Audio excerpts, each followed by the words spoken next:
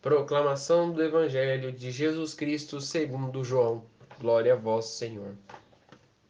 Naquele tempo, Jesus dizia: Aquele que vem do alto está acima de todos. Quem é da terra pertence à terra e fala como terrestre. Aquele que vem do céu dá testemunho daquilo que viu e ouviu, mas ninguém aceita o seu testemunho. E quem aceita o seu testemunho comprova que é Deus verdadeiro. De fato, aquele que Deus enviou fala as palavras de Deus, porque Deus lhe dá o Espírito sem medida. O Pai ama o Filho, que acredita no Filho, quem acredita no Filho possui a vida eterna. Quem rejeita o Filho nunca verá a vida, pois a ira de Deus permanecerá sobre ele. Palavras da salvação. Glória a vós, Senhor. Meus irmãos e minhas irmãs, que as palavras do Santo Evangelho perdoem os nossos pecados. Amém. Caríssimos, hoje celebramos, além dessas palavras bonitas do Evangelho, nós celebramos a memória de Santo Estaleu. Estaleu? Estanislau. Vocês podem estar me achando doido, mas o nome do santo é esse. Ele foi um bispo da igreja, um bispo e mártir. Provavelmente, né, eu não pesquisei muito ao certo para a gravação, mas por ele ser mártir, a gente já tem uma base de como que ele morreu, né? Morreu defendendo Jesus, morreu alegando a sua dignidade, a sua fé católica para com os soldados que estavam o caçando, né? A gente pode imaginar que se passou pela época onde Roma inteira estava atrás dos católicos, né? Onde ainda a antiga Roma dominava e Roma inteira estava atrás dos católicos e todos aqueles cristãos que se diziam cristãos morriam nas mãos dos soldados romanos. Então, provavelmente, ele era um bispo daquela época. Hoje, Jesus nos diz: aquele que crê no Filho do Homem verá a vida eterna. Mas aquele que não crê no testemunho verdadeiro do Filho do Homem, este jamais verá a vida eterna, porque a ira de Deus cairá sobre ele. Caríssimos, hoje nós vemos uma coisa esplendorosa no Evangelho, né? Vejam que coisa bonita. Jesus nos diz que o Pai amou tanto o mundo, que ele entregou o seu Filho para nos salvar. Isso ele nos falou ontem. Mas hoje ele dá continuidade no Evangelho de ontem. Aquele que vem do alto está acima de todos. Quem é da terra pertence à terra e fala como terrestre. O que a gente pode concluir dessas falas? A gente tem que deixar a igreja acima de tudo e de todos. Até porque não é possível a gente comparar a igreja com o nosso serviço. Eu não vou na igreja porque eu tô muito cansado, eu trabalhei demais hoje. Eu não vou na igreja porque eu já fui ontem, não preciso de hoje. A igreja não é a igreja não é um dever, gente. A igreja não é um compromisso, mas é uma missão. Você não vai porque você está sendo obrigado, você vai porque você precisa de ir. Você reconhece precisando de ir. Se você não se reconhece, e aqui vai um ensinamento, se você não se reconhece necessitando da bênção de Deus na sua vida, não precisa ir na igreja amanhã. E eu não estou falando como uma pessoa qualquer, mas eu estou dando um ensinamento. Você não vai na igreja porque você quer ir, porque você é obrigado a ir. Você vai na igreja porque você precisa. Você precisa sentir a graça de Deus na sua vida. Né? Muitos vão na igreja buscando a ajuda, buscando a necessidade de Deus. E vejam que coisa bonita. Deus ajuda. Deus ajuda. Mesmo reconhecendo nossos pecados, Deus nos ajuda. Deus nos guia. E é exatamente isso que Ele nos quer. Ele não quer um católico que vai na igreja só por ir. Ele não quer um católico de senso que todo dia que passa o CGBGE ele fala: eu sou católico. Ele não quer um católico. Ai, aquela síndrome que dói, velho. Aquela frase que dói demais o coração do cristão. É você virar e falar: eu sou um católico não praticante. Isso fura o coração, principalmente do padre.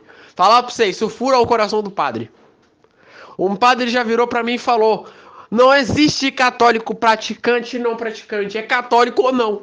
Se você não vai na igreja, você não é católico. Simplesmente isso. Todo aquele que vai na igreja, e isso é não só na igreja, não só a igreja, templo físico, mas a igreja espiritual, aquele que busca Jesus, este é católico, este vive a fé. Porque um católico busca entender e compreender aquilo que é explicado por Deus. E acima de tudo, busca também soluções para seus problemas. O que você está pedindo? Qual é o seu problema? Vá à missa. Resolva ele. De fato, aquele quem Deus enviou fala as palavras de Deus, porque Deus lhe dá o Espírito sem medida. O Pai ama o Filho e entregou tudo em sua mão. Aquele que acredita no Filho possui a vida eterna. Quem o rejeita nunca verá a vida. Meus irmãos e minhas irmãs, acreditem no poder do milagre de Jesus. Como o Padre Léo falava, e eu vou repetir bem no ouvido: tomem posse dos milagres da sua vida. Quando, a partir do momento que a gente tomar posse dos milagres na terra, a gente vai ser bem mais feliz no reino dos céus. Jesus nos diz hoje para tomar posse dos milagres da vida. Porque tomar posse dos milagres não é só você virar e falar isso aqui foi um milagre. Não, é você agradecer a Deus por tudo que está acontecendo no seu meio. Você tropeçou, machucou o pé, dom de Deus. Às vezes ele não queria seu pé inteiro. Às vezes ele queria que você aprendesse um pouco a andar sem um pé. Você, sei lá, você pegou uma doença grave. Tá de cama. É dom de Deus. Na verdade, Deus não queria aquela doença em você, mas Ele colocou a doença para você aprender a viver com Ele, a viver na graça. Muitas das vezes você não busca Ele. Ah, mas eu rezo todo dia, eu vou na missa todo domingo. Não adianta você ir na missa por obrigação. Como eu falei, a pessoa vai na missa porque quer. A pessoa não vai na missa porque precisa. A pessoa vai na missa porque quer ir, por obrigação. Quantas pessoas que já me falaram: olha, já fui na missa hoje, não preciso ir agora. Depois eu falei pra pessoa: se você pensa dessa forma, você nunca mais pisa na igreja. Aí a pessoa se assustou. Mas é verdade. Pessoas que pensam da forma: não vou à missa hoje porque eu já fui ontem, não devem ir na igreja. Porque são pessoas que levam o catolicismo como obrigação. Levam o catolicismo da época do pai e da mãe. Você educar uma criança e falar para ela: é obrigado você ir na igreja, você vai na missa comigo, isso é o correto. Agora, chega numa certa idade que a criança pode pensar por si própria. E aí você pergunta para ela: você quer ou não ir na missa? Agora, a criança com 2 anos de idade, ela não tem escolha. Ou ela vai ou ela não vai. E vejam só, Jesus ele nos ensina tudo isso no evangelho de hoje em pouquíssimas palavras. Quem aceita seu testemunho comprova que Deus é verdadeiro. Uma coisa que a gente pode notar que é verdade, né? Aqueles que seguiam Jesus comprovavam que os testemunhos dele era verdadeiro. Porém, aqueles sumos sacerdotes e doutores da lei não comprovavam. Para eles era só mais um profeta que dizia-se ser filho de Deus. Por isso tinham que matar o profeta. E esse foi o real motivo da morte de Jesus. Os sumos sacerdotes não acreditaram que Jesus era o filho de Deus. Todas as vezes que a gente não acredita que Jesus é o Filho do Altíssimo, é como se a gente estivesse entregando Jesus, matando ele, todo dia. Todas as vezes que a gente não vai na missa, que a gente deixa de ir na missa porque a gente fala que a gente já foi, que a gente já pagou a nossa penitência, é como se a gente estivesse matando Jesus. Porque ele não criou a igreja para a gente usar ela como obrigação, mas ele criou a igreja para nos trazer milagres. Tome posse dos milagres na sua vida e você será muito feliz. Que a palavra de Deus hoje nos ajude a tomar posse de todos os milagres, como o Padre Léo falava. A gente não pode ficar aqui sentado e falando, mas eu já esperava isso. Uma coisa triste que eu olho, né? Muitos falam, Padre, eu preciso daquele milagre para minha vida. Muitos falam, ai, Senhor, eu preciso daquele milagre para minha vida. Eu preciso que o Senhor me ajude. Mas a pessoa não pede direito. A pessoa não dobra o joelho no chão para rezar forte. Sabe quanto tempo que a mãe de Santo Agostinho, Santa Mônica, rezou para ele? 120 dias para que ele se convertesse. 120 dias dentro de uma cadeia, ela rezou para que ele se convertesse. Fora mais uns anos que ela ficou de joelho no chão, rezando e rezando para que ele se convertesse. Santo Agostinho se tornou um santo. Essa mãe com certeza deve ter muito orgulho do que ela fez para o filho dela. Muito orgulho do filho dela.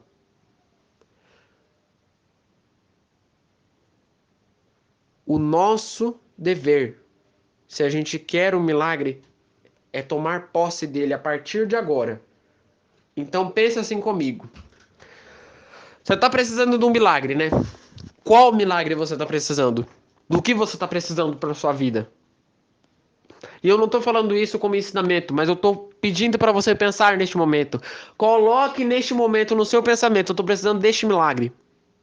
Tá bom. Você está precisando de cura física ou espiritual, por exemplo. Ou você está precisando de cura física e espiritual para alguém que você conhece e ama. Que é o meu caso. Coloque nos pés de Jesus. Aliás, eu não vou dizer coloque nos pés de Jesus. Coloque na mesa de Jesus, para que ele veja aquilo. Porque colocar nos pés de Jesus, Jesus não vai ver, né? Ele vai passar despercebido, ele vai embora. Coloque na mesa de Jesus. Eu não tô falando isso como brincadeira, mas é verdade. Muitos falam, vou colocar aqui nos pés da cruz de Jesus para que Jesus interceda sobre o meu pedido. E aí a pessoa coloca e vai embora. Vou colocar minha oração aqui no papelzinho para poder entregar lá pro padre ler. E a pessoa entrega lá e vai embora. Assiste a missa lá, beleza? Dá 2 horas, vai embora. Depois dá o outro domingo, mas não eu acredito que faleceu. Mas senhor, você não pediu com vontade. Você não precisa só. Não é só ir na missa todo domingo que vai te ajudar a ir pro céu. Que vai ajudar você a converter uma pessoa. Então, primeiro passo, reconhecer o milagre. Segundo passo, fazer a oração devida a ele. E oração não é só rezar um terço. Reza 3, 4, 5 terços por dia. Mas reze o terço. Né? Rezar o terço de Santa Rita. Né? Não sei se tem, mas reze. Né? Santa das Causas Impossíveis, inclusive. Peça para ela a causa sua. Né? Santa Rita é uma santa das causas impossíveis porque ela consegue fazer o impossível na nossa vida. Muitas das vezes eu pedi para ela e ela ajuda. É verdade isso aí. Não é porque ela é padroeira da minha comunidade, não. É porque é verdade. Mas peça a sua causa a Jesus. Ele vai te ajudar. E aí você reza, vai na missa, coloca a intenção no papelzinho, reza, vai na missa, coloca a intenção no papelzinho, pensa como se eu não sou digno daquele milagre, mas se o Senhor me der aquele milagre, eu farei de tudo para adorá-lo. Ou melhor, este milagre não é para a pessoa, mas é para a honra e glória tua. Quantas pessoas que falam isso são glorificadas com o milagre. As pessoas que dizem, Senhor, este milagre não é meu, mas este milagre é para a honra e glória tua, é para a honra e glória de Deus. E aí as pessoas são glorificadas. São agradecidas e são agraciadas, e a partir daquele momento elas começam a louvar e bendizer a Deus. É assim que a gente deve ser. O milagre não é para você. Então reconheça. Primeiro ponto é reconhecer o milagre. Segundo ponto é fazer oração. E o terceiro ponto é reconhecer que você não é digno do milagre. Mas aquele que vai te fornecer o milagre vai ser glorificado por meio dele. Então dizer, Senhor, que o Senhor se glorifique por meio deste milagre. Que este milagre seja para a honra e glória tua. E o quarto passo, meus irmãos e minhas irmãs, é nunca abandonar a Deus depois do milagre. Quantas pessoas que perderam o filho para alguma doença, para alguma enfermidade, ou quantas pessoas que perderam um pai para alguma enfermidade, para alguma doença e pararam de ir na igreja. Eu tenho várias experiências próprias com este tipo de coisa que aconteceram na minha vida. E não foram diretamente comigo, mas que aconteceram com os outros. Pessoas que eram firmes na igreja, mas que devido a alguma coisa elas se afastaram porque acharam que Deus castigou elas. Deus não castiga. Deus não castiga. Portanto, pense agora neste momento, saindo um pouco dos milagres para a realidade. Para você não abandonar a Deus, você tem que pensar neste momento. Tudo o que você faz, a partir do momento que você acorda até o momento que você dorme, é para a honra e glória de Deus. Tudo que você faz. E aí você vai se sentir melhor. Porque eu tomei essa consciência. Quando eu estava no meio do meu caminho como acólito, ano passado, na metade do ano passado, eu pensei em parar. Porque eu era uma pessoa que dificilmente era escalado. Servia só cobrindo as pessoas.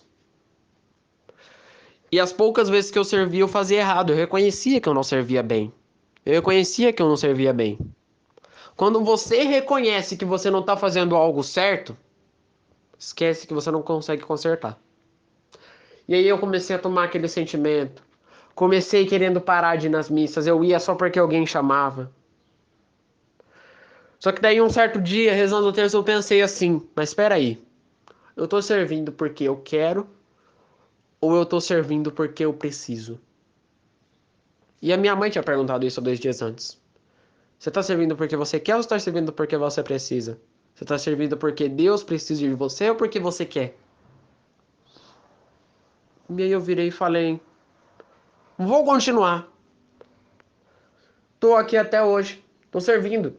Passou-se um ano e eu posso olhar para minha veste que tá pendurada na porta do meu quarto e falar que ela tá bem limpa, por sinal, e falar que é graças a ela que eu tô vivenciando muitos milagres na minha vida, porque é para a honra e glória de Deus. Então, eu vou encerrar a nosso momento de reflexão neste momento, porque senão vai dar 20 minutos de homilia, 20 minutos de homilia não, porque eu ainda não sou padre, mas 20 minutos de reflexão. Eu vou concluir dizendo: nem tudo é impossível, mas nem tudo é fácil de se ganhar. A gente tem que aprender com os nossos erros. A gente tem que aprender com as dificuldades da vida. Deus dá as dificuldades para a gente aprender. Então, quando você passar por um momento de dificuldade, por um momento de tristeza, por um momento de isolamento que você olha e fala, tá tudo acabado, olhe para o céu e diga, é para a honra e glória do Senhor, que eu aprenda com isso. Rezemos juntos. Pai nosso que estais nos céus, santificado seja o vosso nome. Venha a nós o vosso reino. Seja feita a vossa vontade, assim na terra como no céu. O pão nosso de cada dia nos dai hoje. Perdoai as nossas ofensas, assim como nós perdoamos a quem nos tem ofendido, e não nos deixeis cair em tentação, mas livrai-nos do mal. Amém. Que no dia de hoje você fique na paz e na alegria de Deus.